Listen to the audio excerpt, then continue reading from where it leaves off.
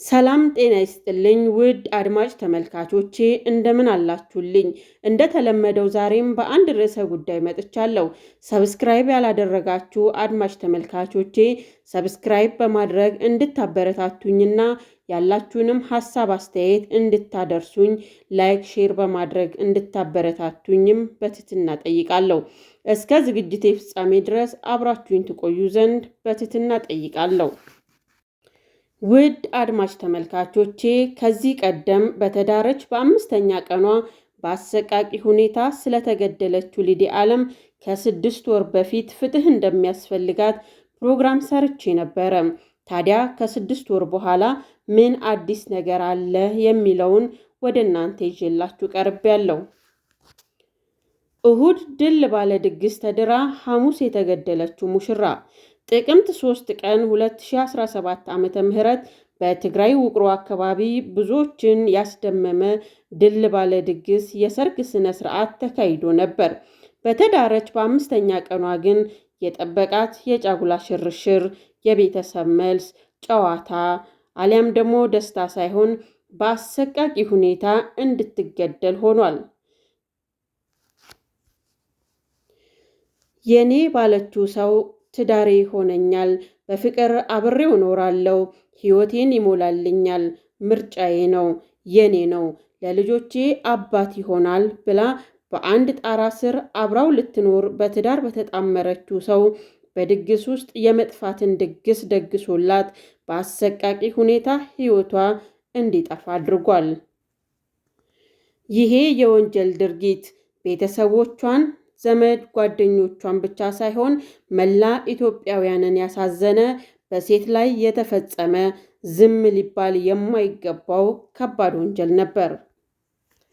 በጣም የሚገርመው ደግሞ ሊዲያ ዓለም ሰርጓን በቤተሰብ መሃል ለማድረግ ስትል ከአዲስ አበባ ወደ ውቅሮ መሄዷ ነው።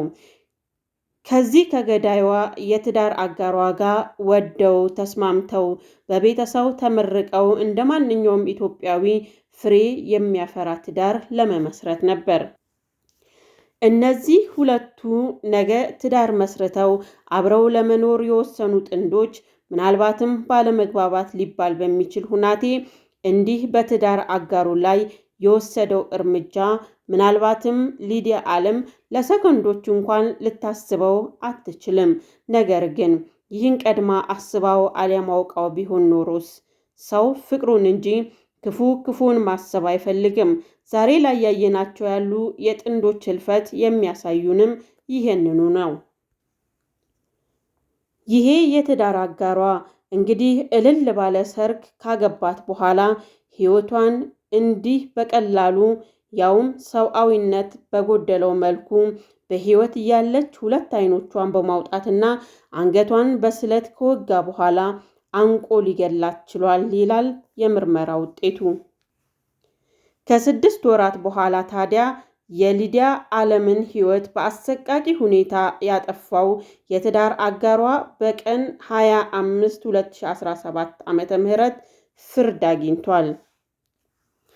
ገዳዩ ወንጀለኛ ግድያውን ከፈጸመ በኋላ ወዲያውኑ እጁን ለፖሊስ መስጠቱ ይታወሳል። ጉዳዩን ሲከታተል የቆየው የምስራቃዊ ዞን ማዕከላዊ ፍርድ ቤት መጋቢት 25 ቀን 2017 ዓ.ም ከ6 ወራት በኋላ በዋለው ችሎት የመጨረሻ ውሳኔውን አስተላልፏል።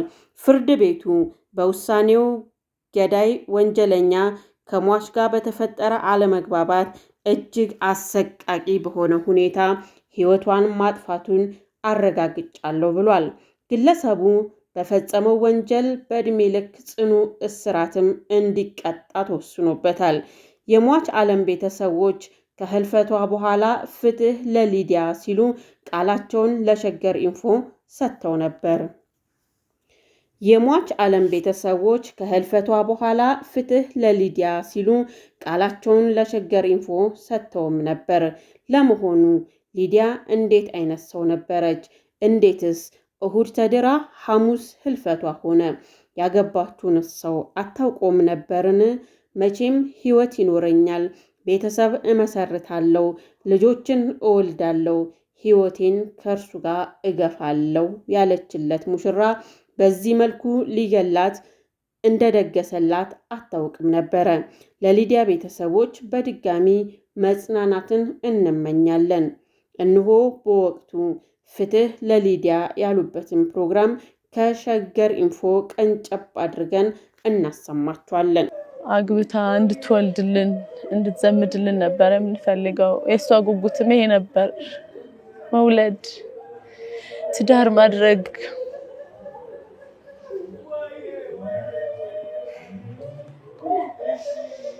እዚህም ጎጆ መስርታ ተከራይታ እቃ አርገን እኮ ነው የሄደችው። እነስ ወይ እንዳይበቃ በጣም ከበድ ያለና ለመናገሩም አስቸጋሪ የሆነ የሰው ልጅ ሊያስበው ሊሸከመው ከሚችል በላይ በጣም አሰቃቂ በሆነ መንገድ ስለተገደለችው እህታችን ስላማማቷ እስካሁን ህዝብም ይሁን ሚዲያ ያልሰማው ለብቻ ይዘነው የነበረ እውነታ ነው የምንናገረው። አብዛኞቻችሁን ሰምታችኋል፣ አዝናችኋል፣ በተለያየ መንገድ አዝናናችኋል።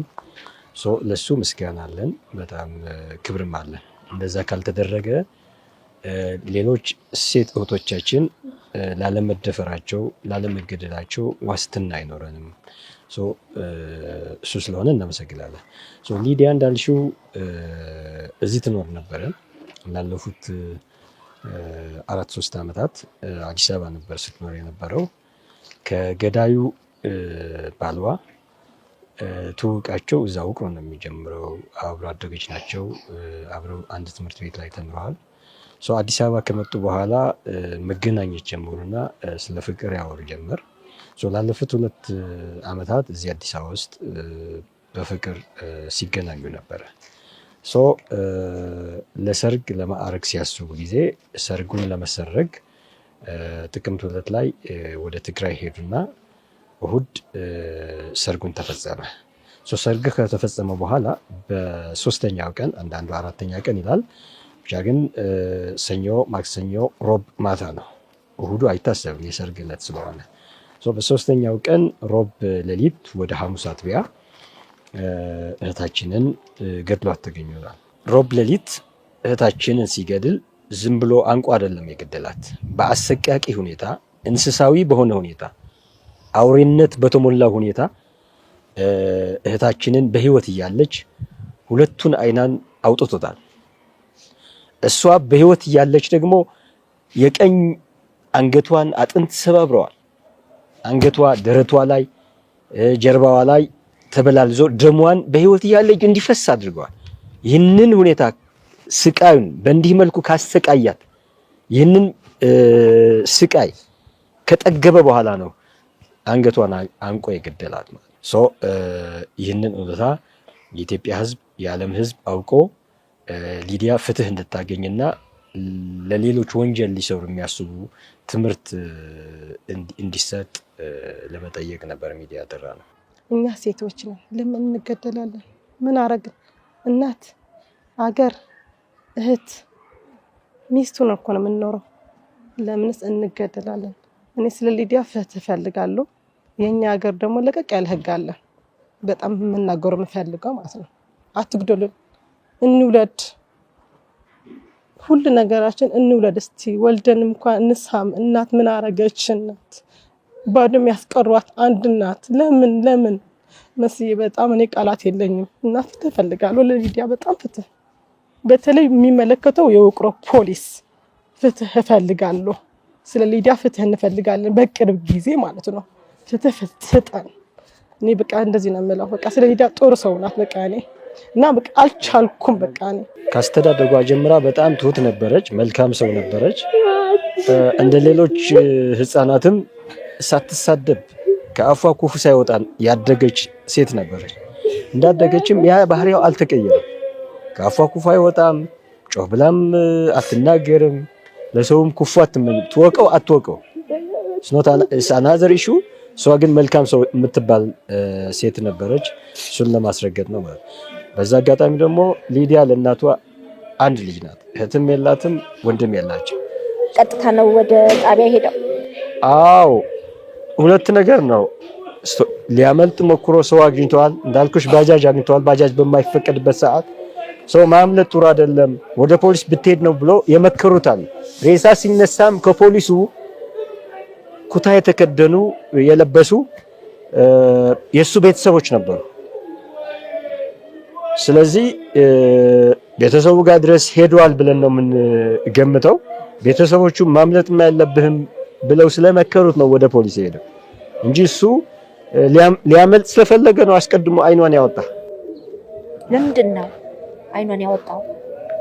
አዎ እንደሚታወቀው በሱ ግምትና ዕውቀት የገዳዩ አሻራ አይን ላይ ስለሚገኝ እና አሻራው እንዳይገኝ ከማለትና እሷን ለማሰቃየት እንስሳዊ በሆነ ባህሪ ሊገድላት ፈልጎ ነው አይኗን ያወጣት። በወሬ ሰምተን ነበረ እኛ ወንዶቹ፣ ሴቶቹ አልሰሙም ነበረ። አብዛኞቹም እስካሁን አያውቁም። ከሬሳው ምርመራ ግን አውቀናል። ሁሉም ጉዳቶች በህይወት እያለች የተፈጸመ ነው የሚለው የሬሳ ምርመራው። የውቅሮ ፖሊስ ተጣድፎ ምርመራውን አላስፈላጊ በሆነ መንገድ አጣድፎና ጨርሶ መመርመር የነበረበት ሁኔታዎችን ሳይመረምር ሆቴሉም ሄዶ የሆቴሉ ሰራተኞች ሳይመረምርና ሳይጠይቅ ሳያጤን ወደ አቃቤ ሕግ አሳልፈው ፍርድ ቤት ለማቅረብ ፈልጎ ነበረ። አሁን ግን ከክልል የፖሊስና የአቃቤያን ሕግ የተዋቀረ ቡድን ወደ ከተማው ሄደ መዝገቡን ይዞታል። እንደ አዲስ እየመረመረ ነው። የአዲሱን ቡድን ጥናት ካለቀ በኋላ ነው ወደ ፍርድ ቤት የሚቀርበው ማለት ነው። ፍትህ ለሊዲያ ሁላችሁም እኛ ጋር ሆናችሁ እንድትጠይቁና መንግስት ደግሞ ከ20 30 ወይንም 40 ዓመታት በወጣው የወንጀል መቅጫ ህግ አሁን እየተፈጸሙ ያሉትን ሴቶች ላይ የመግደልም ሆነ የመድፈር ወንጀሎች እየተፈጸሙ ያሉትን በዛ ህግ ባይዳኝ። ምክንያቱም እዛ ጊዜ የነበረ ህብረተሰብና አሁን ያለ የኢትዮጵያ ማህበረሰብ ስነልቦናውም ክብሩም እሴቱም ተለያይቷል። የሆነ ጊዜ በሆነ ምክንያት ያጣነው ክብር አለ፣ እሴት አለ፣ ስነልቦና አለ። ይህ በሆነበት መንገድ በዛኔ ጊዜ የነበረ ክብርና ስነልቦና የአሁንን ወንጀለኛ መቀጣት የለበትም።